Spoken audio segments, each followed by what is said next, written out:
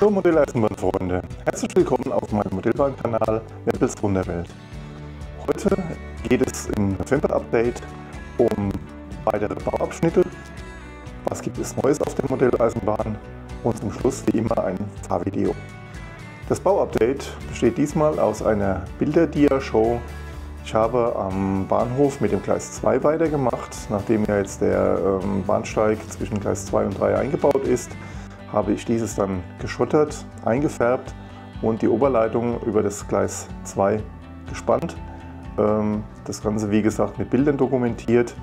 Wie das Ganze gemacht wird, habe ich ja in vergangenen Videos schon einmal gezeigt. Nach dem letzten Update habe ich zunächst einen Pflasterweg zwischen Gleis 2 und 3 angelegt. Dieser besteht aus Styrodur, die Oberfläche wurde mit einem Bleistift eingeritzt.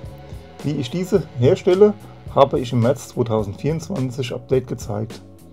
Im nächsten Schritt habe ich die Zwischenbereiche, bei denen noch der Untergrund zu sehen war, mit Quarzsand aufgefüllt. Dieser wurde dann mit einem Weißleim-Wassergemisch befestigt.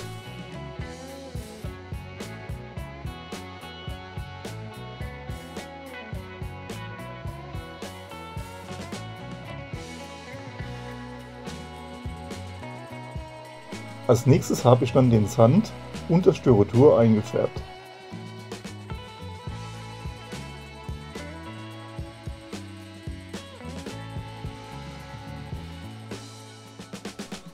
Im nächsten Schritt habe ich dann bei Gleis 2 den kompletten Schotter und bei Gleis 3 die Außenseite zum Bahnsteig hin geschottert.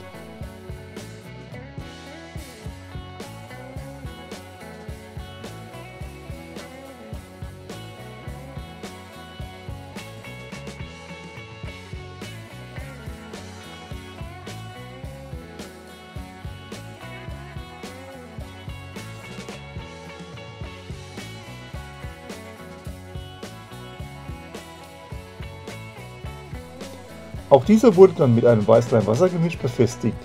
Wie dies gemacht wird, hatte ich im Update Mai 2024 gezeigt.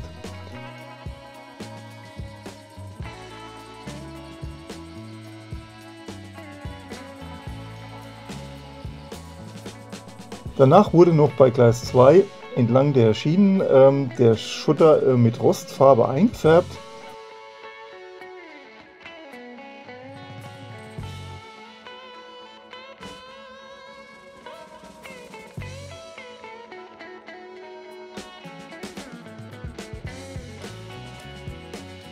Abschließend habe ich noch den Fahrdraht über Gleis 2 montiert und lackiert.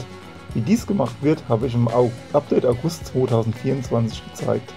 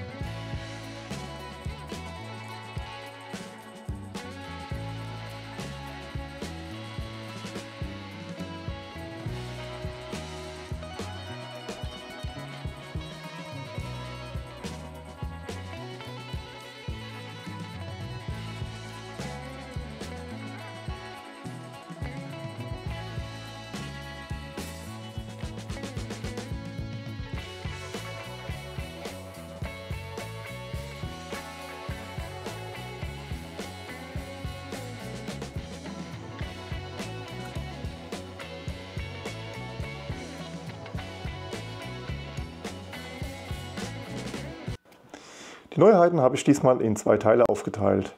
In dem ersten Teil zeige ich von KPF Zeller das XXL H0 Paket.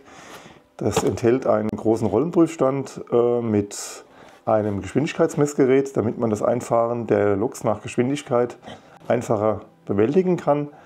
Zum Zweiten ist darin enthalten ein kleiner Rollenprüfstand mit einer Brücke oben drüber, wo man zerlegte Loks dann auch abstützen kann und in alle Richtungen drehen. Das heißt, man hat eine Programmierhilfe, kommt von allen Seiten ran, ohne dass man die Lok anfassen muss.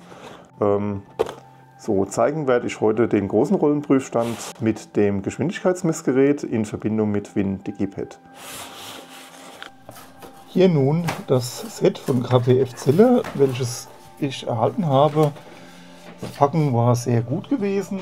Man sieht hier den großen Rollenprüfstand mit 800 mm Länge und den ganzen Rollständer.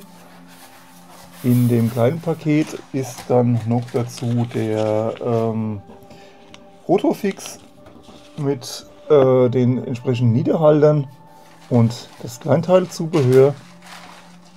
Und was auch noch mit darin ist, ist dann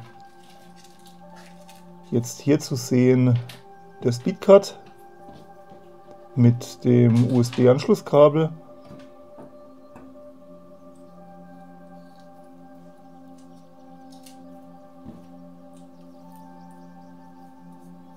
Der dann später in den Rollenprüfstand eingesetzt wird. Zunächst ist es so, dass man den Speedcut als allererstes an einem USB-Anschluss am Rechner anschließt und wartet, bis der Rechner die USB-Schnittstelle erkannt hat.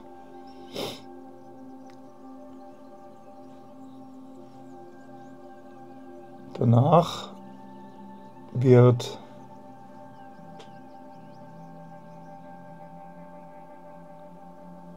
am Rechner WinDigipad gestartet, in dem zunächst das Startcenter geöffnet wird.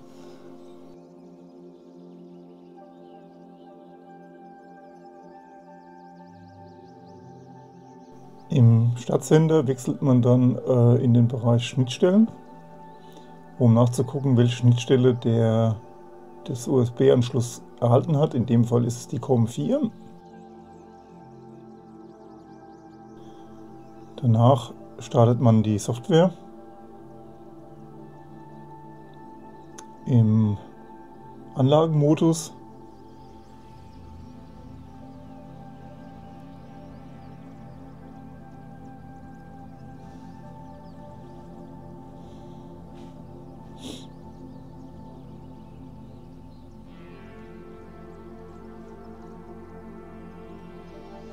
Hier machen wir nochmal einen kleinen Sprung, um etwas Zeit einzuholen. Danach die Einstellungen öffnen und dann kann man als weiteres Betriebssystem die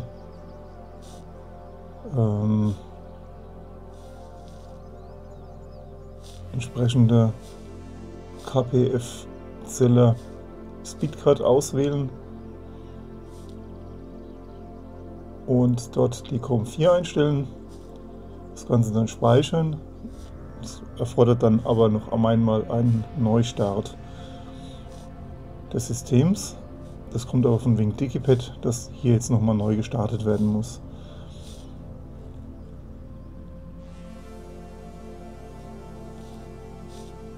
Auch hier war jetzt nochmal ein Sprung zu sehen. Jetzt kann man im Prinzip bei irgendeiner Lokomotive das Fahrzeug einmessen aufrufen. Hier oben wird dann von Messstrecke auf den CAT Plus umgestellt und danach kann man hier unten bei den Geschwindigkeiten schon erkennen, dass, wenn man das Rädchen an dem Speedcut dreht, dass hier die Geschwindigkeiten sich ändern, dass eine Geschwindigkeitsanzeige da ist.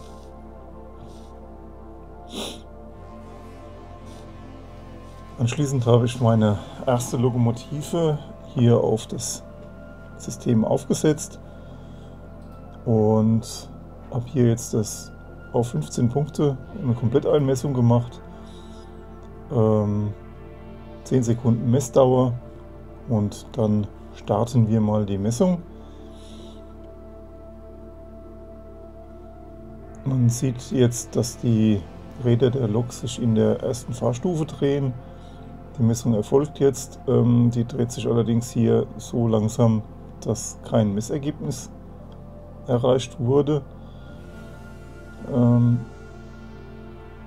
In der Fahrstufe 2 drehen sich die Räder entsprechend schneller. Hier haben wir jetzt schon ein Ergebnis in der Vorwärtsbewegung von 9 km/h. Dieser Messpunkt wird jetzt übertragen und danach springt das System zum nächsten Messpunkt. Wir haben jetzt mal kurz einen Sprung gemacht, damit man jetzt mal in die hohen Drehzahlen reinkommt. Man sieht aber, dass die Kurve relativ ungleichmäßig hier hochgeht. Also es sind ein paar Bögen drin.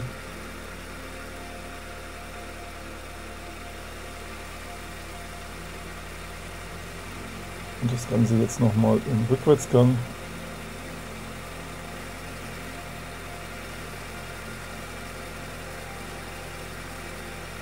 Beziehungsweise das war jetzt noch immer im Vorwärtsgang.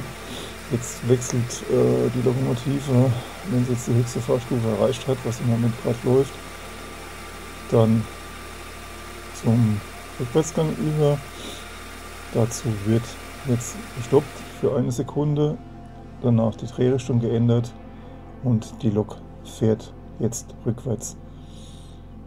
Was hier jetzt auffällig war, in der untersten Fahrstufe war wieder keine Geschwindigkeit gemessen worden.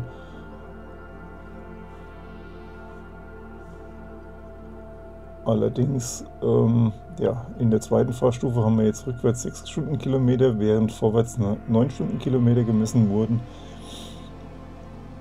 Normalerweise fahren die Lokomotiven relativ gleich.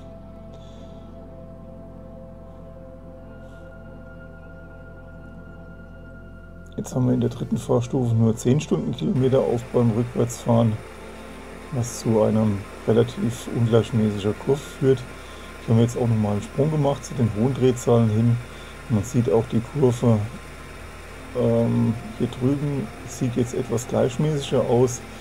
Allerdings, wie gesagt, in dem unteren Bereich war es auch nicht ganz zufriedenstellend.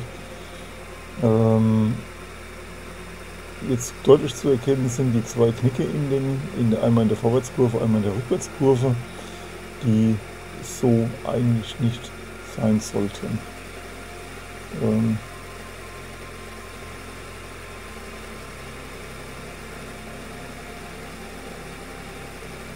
Im Moment fährt er jetzt noch die zwei letzten Fahrstufen aus und danach ist für diese Lokomotive erstmal der Abschluss erreicht.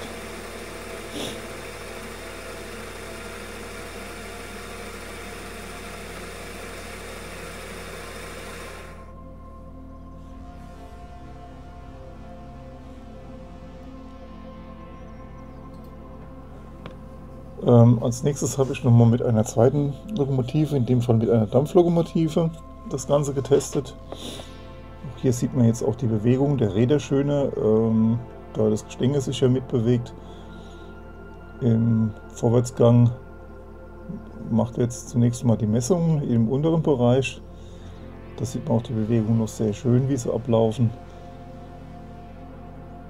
Jetzt machen wir den Sprung zu den hohen Drehzahlen hin und man sieht jetzt schon, dass diese Kurve, die Messkurve, etwas seltsam aussieht.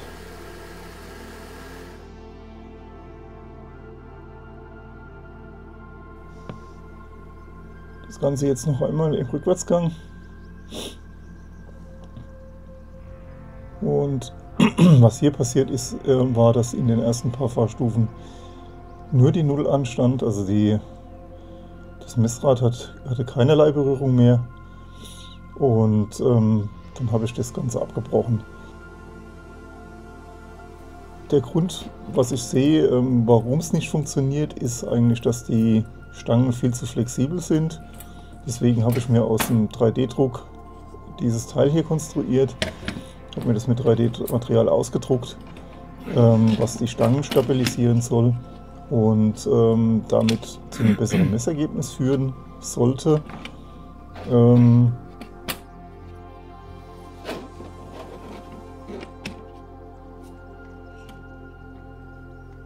Habe hier noch einen Bügel oben drüber gemacht, mit dem man die Lokomotive dann auch noch fixieren kann. Das heißt, man legt dann am Schluss einen Zwischenlagenklotz mit einem Schaumstoffauflage unter und dann kann man mit der Spannschraube mit ganz leichtem Druck die Lokomotive dann festhalten, damit die sich nicht mehr bewegen kann.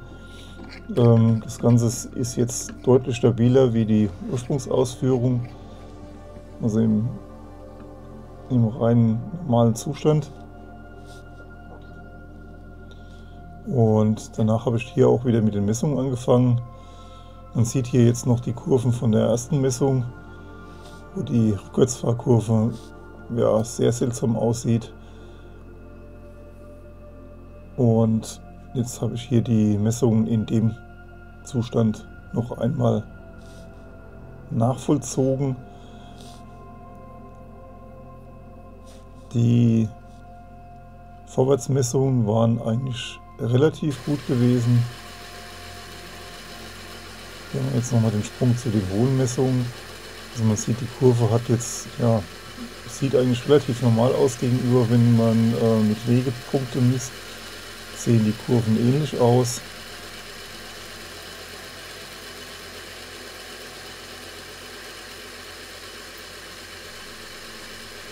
So, jetzt hat die Lokomotive umgeschaltet auf die Rückwärtsmessung. Und ja, hier nochmal den Sprung zu den hohen Drehzahl bei der Rückwärtsmessung, aber auch hier sieht man, dass die bei der Rückwärtsmessung wieder diese Delle in der Kurve drin ist. Und ja, eigentlich keine große Besserung durch diesen, ja, durch die Stabilisierung entstanden ist. Die Vorwärtsmessung, wie gesagt, die sah sehr, sehr gut aus. Die ganze Fahrkurve habe ich dann noch einmal nachgefahren mit der normalen Messung über Wegesystem. Dabei kamen dann total andere Kurven raus. Mein Fazit: Vorwärts misst das Gerät eigentlich relativ gut. Das sind kleine Abweichungen. Im Rückwärtsgang funktioniert so noch nicht. Ich werde noch mal ein paar Versuche machen und in späteren Videos noch einmal darüber berichten. Aufgeben möchte ich das Ganze noch nicht. Der zweite Teil der Neuheiten ist das Rollmaterial. Ich habe zwei neue Lokomotiven hinzubekommen. Die sind hier auf der rechten Seite von mir im Bahnhof schon zu sehen.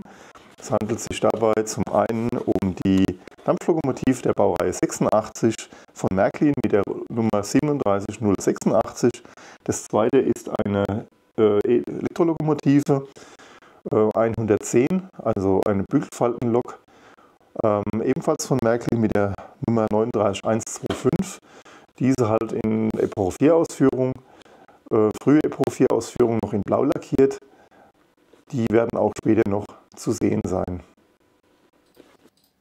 Hier jetzt noch die Dampflokomotive Baureihe 86 von Märklin mit der Artikelnummer 37086. Märklin bezeichnet sich als stark, flink und robust, ein Mädchen für alles. Der Dampfgenerator wurde von mir nachgerüstet. Hier noch einmal ein paar Sonderfunktionen. Es sind sehr viele Soundfunktionen verbaut. Davon eine ganz kleine Auswahl hier jetzt zu sehen.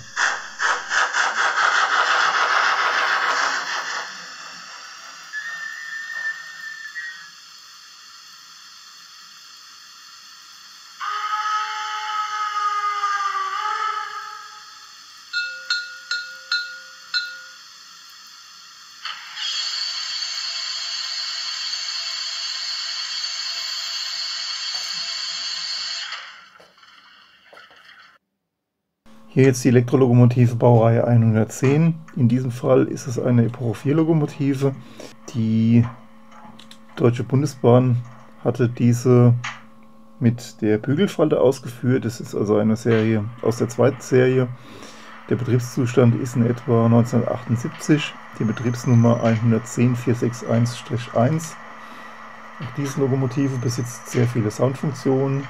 Wie man hier jetzt gesehen hat, heb- und senkbare Stromabnehmer. Die habe ich auch beide wieder umprogrammiert, dass die Stromabnehmer nicht an der Oberleitung schleifen, sondern ein klein bisschen unterhalb bleiben. Dann wippen die auch sehr schön, wenn die jetzt hier anfahren. Die Soundfunktion der Stromabnehmer ist in dem Fall jetzt nur zu hören, wenn der Elektrosound oder der Motorsound auch eingeschaltet ist. So, und jetzt noch ein paar andere Soundfunktionen.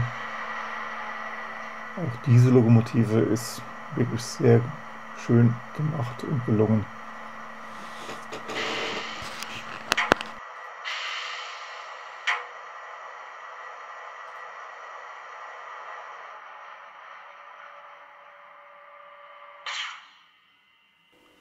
Das war's dann wieder für heute. Vielen Dank fürs Zuschauen. Wenn euch das Video gefallen hat, würde ich mich über einen Daumen hoch, einen Kommentar oder ein Abo freuen. Viel Spaß noch bei den folgenden Fahrszenen. Euer Weppel.